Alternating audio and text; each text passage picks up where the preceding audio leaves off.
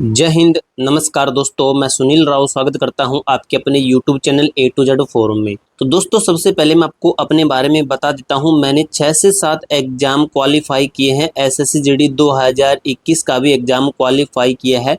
तो भाई, जो चीज़ें मैंने फॉलो करके एग्ज़ाम क्वालिफाई किए हैं इतने, तो वही चीज़ें आपको मैं बताने वाला हूँ। यानी कि जो स्ट्रैटेजी मैंने अपनी लाइफ के अंदर अपने ऊपर लागू की थी, वही चीज़ें आपके साथ में शेयर करूँगा। प्लस भाई, मैंने 2021 से जीडी की भर्ती देख रहा हूँ। इससे पहले भी देख रहा हूँ, लेकिन 2021 से मैं तैयारी कर रहा हूँ।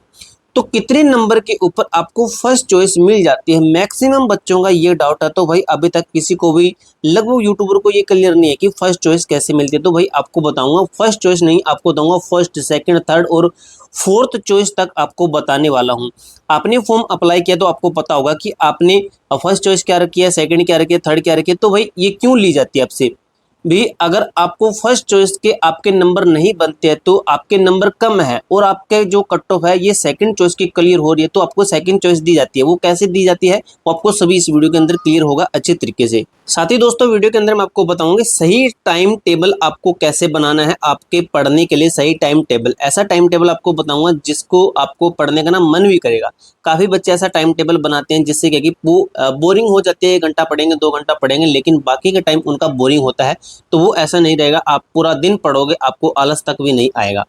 हर रोज आपको कितना पढ़ना है इसके ऊपर बात करेंगे। कितने नंबर के ऊपर फाइनल सिलेक्शन हो जाता है, इन सभी के ऊपर बात करेंगे। भाई, अगर आपको फाइनल सिलेक्शन चाहिए ना एसएससी जीडी 2025-26 की भर्ती के अंदर, तो इस वीडियो को एंड तक देख लेना। वही आपको बहुत कुछ इस वीडियो के अंदर सीखने को मिलेगा।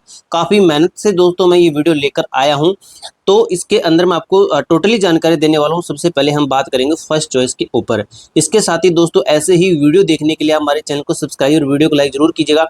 आपको जानकारी अच्छी लगती है तो कमेंट बॉक्स में जरूर बताना कि आपको ये जानकारी कैसी लगी और जो हमने डाटा आपको बताया है वो आपको कैसा लगा।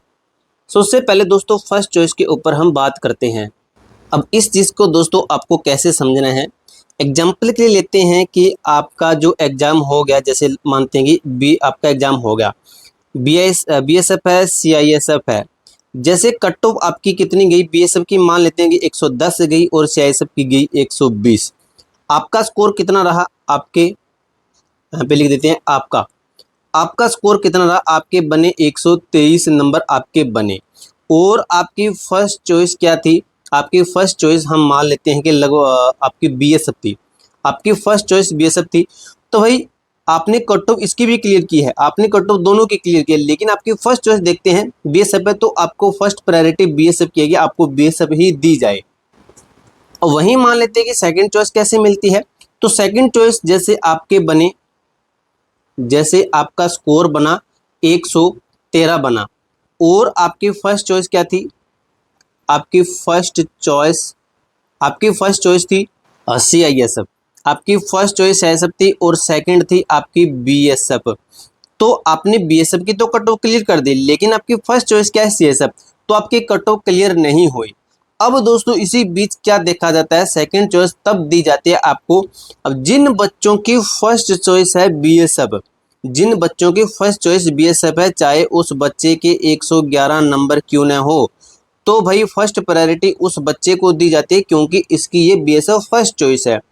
अगर बीएसएफ के अंदर अब मान लीजिए कि 100 पोस्टें हैं, 100 पोस्टें थी, अगर इसके अंदर बच्चे आ गए 98, तो 2 बच्चों की कमी है, तो 2 बच्चे फिर वो लिए जाते हैं जिनकी ये सेकंड चॉइस थी और जिन्होंने कट ऑफ क्लियर की है।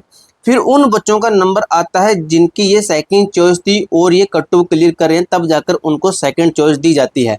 अदरवाइज दोस्तों, आपको मैं एक चीज़ क्लियर कर दूं, यहाँ पर भी फर्स्ट चॉइस ही लगभग 99% बच्चों को फर्स्ट चॉइस ही मिल जाती है। सेकंड चॉइस तक लगभग ही कोई पहुंचे। भाई, आप खुद सोचो कि जिसने फर्स्ट चॉइस डाली है वो क्यों अपनी फर्स्ट चॉइस छोड़कर सेकंड चॉइस लेगा।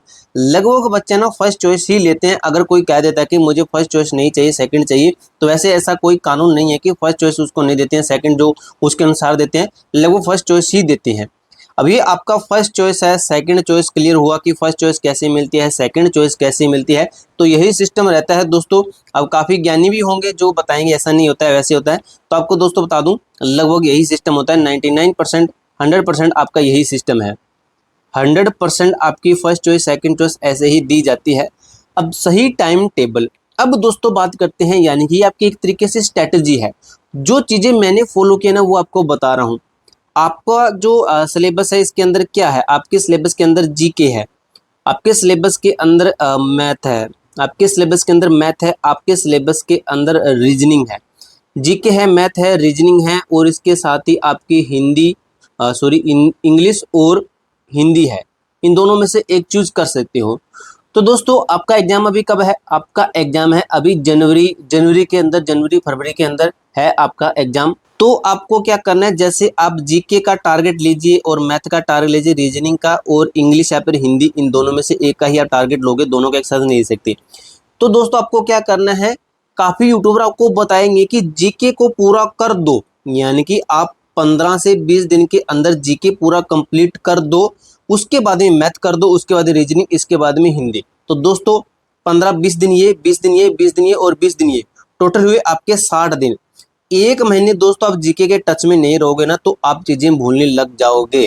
तो इसलिए दोस्तों मैं क्या करता था, जो चीजें मैं फॉलो करता हूँ ना वो आपको मैं बताता हूँ। तो मैंने कैसे इसकी तैयारी की है, तो मैं भाई क्या करता हूँ, मैं जैसे आप जीके के अंदर लेता हूँ, जीके को स्टार्टिंग से लग जाता हूँ।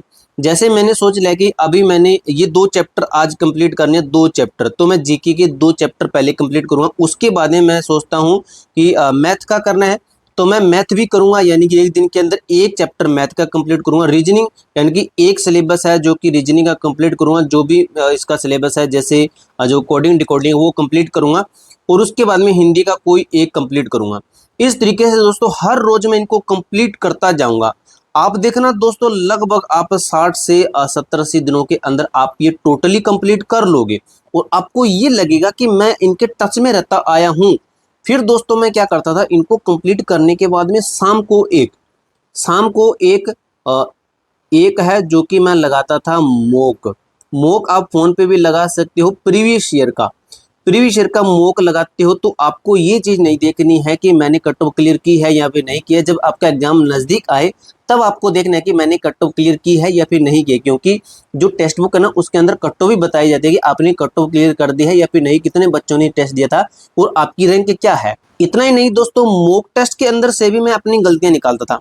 अब मैंने मॉक टेस्ट निकाला, मैंने मॉक टेस्ट लगाया, उसमें से जो क्वेश्चन गलत हुआ, जैसे मान लेते हैं कि कॉन्स्टिट्यूशन पॉलिटिकल साइंस से मेरा एक क्वेश्चन गलत हो गया, वो है आपका संविधान संशोधन से जैसे गलत हो गया, तो मैं अगले दिन क्या करता था, अगले दिन ये चीजें कंप्लीट करने के बाद में ये चैप्टर कंप्लीट करने के बाद में, इन चारों को कंप्लीट करने के बाद में वो चीज मैं जो पिछले दिन की मैंने गलती की थी वो मैं कंप्लीट करता था।